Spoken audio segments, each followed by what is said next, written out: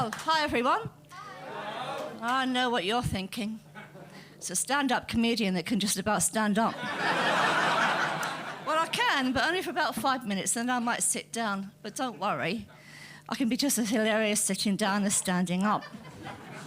I used to be on the radio until I decided I was wasted there.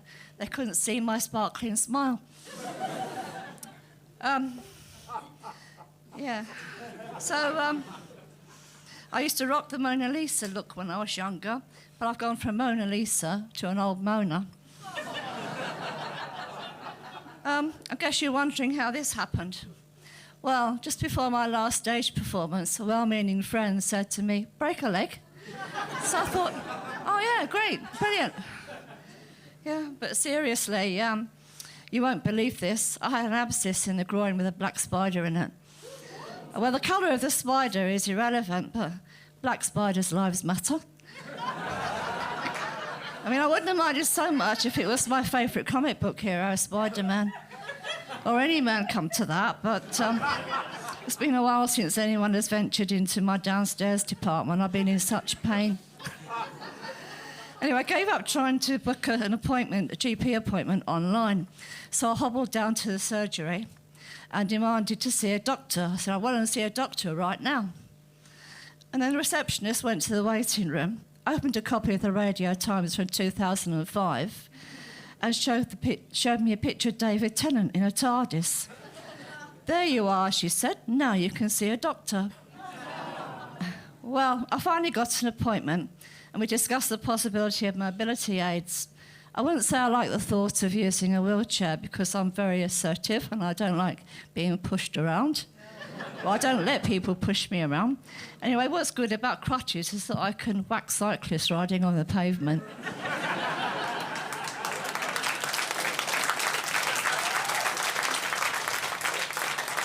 Well, I applied for a blue badge, but they said I'm not disabled enough.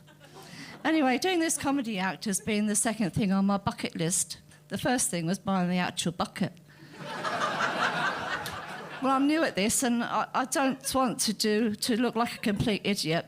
So I went on a comedy course where I realised that making people laugh is no laughing matter. So after a few rehearsals, my tutor here, Tom, said in a very supportive way, "You look like you don't have a bloody clue what you're doing." I said, "Well, I thought I could just make it up as I go along." But he said, "Oh, that's no good. You need to prepare it and learn it properly." So I said, "I can't remember stuff. I'm a bit dyslexic and I get confused about what to say or do. I can be unpredictable."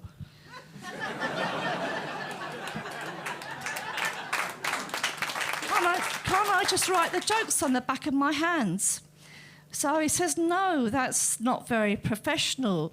And I said, "Can I do that like everyone else does?" And he said, "No, that's not very professional. And the difference is those guys are young, talented and funny.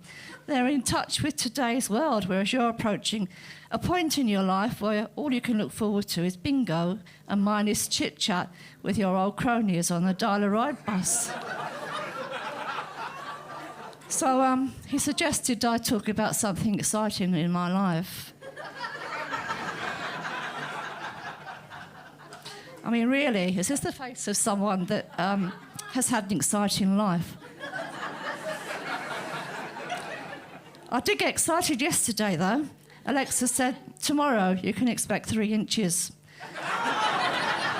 And that was until I realised she was talking about rainfall. So, well, my life consists of going shopping, complaining about GPs, and attending hospital appointments. Well, I had a scan the other day. It was so much quicker than queuing at the till.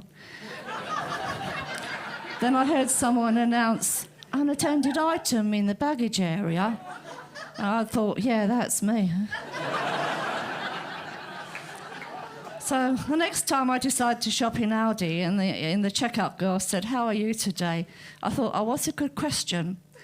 So I started to tell her, but it was taking so long that the customers behind me were going, and when I told her about the spider crawling around my groin, she quickly changed the subject. Would you like a bag for life? Well, who knows how long that will last. Well, hang on. So it couldn't have been the Audi because she called me madam. So it must have been Waitrose. So, anyway, my medication was kicking in and I was hallucinating. I remember standing outside the KFC in Bethnal Green when the chicken asked me to help him cross the road.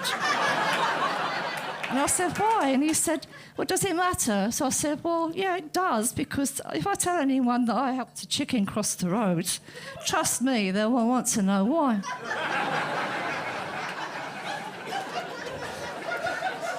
I mean, I had to give up drinking with all the medication.